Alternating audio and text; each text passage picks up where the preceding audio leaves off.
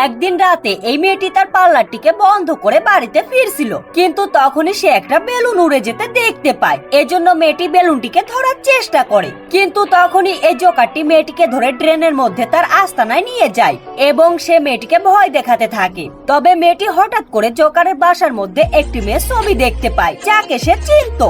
এজন্য সে ছবিটিকে হাতে নেয়, কিন্তু তখনই জোকারটি তার হাত থেকে ছবিটিকে কেড়ে নিয়ে বুকে জড়িয়ে ধরে, কারণ এই জোকারটি মেয়েটিকে অনেক ভালোবাসে এবং সে মেয়েটিকে 20 বছর আগে হারিয়ে ফেলেছে।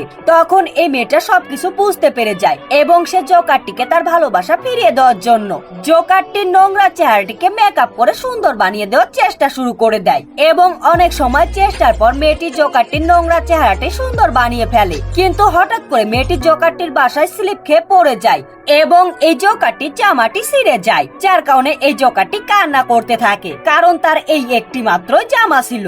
তবে মেয়েটি বুদ্ধি করে জোকারটির জামাটিকে সেলাই করে সুন্দর বানিয়ে দেয়। এরপর সে জোকারটিকে তার হারিয়ে যাওয়া ভালোবাসার কাছে নিয়ে যায় এবং এই জোকারটি তার ভালোবাসার মানুষটিকে প্রপোজ করে দেয়, কিন্তু মেয়েটি ততদিনে বিয়ে করে ফেলেছিল।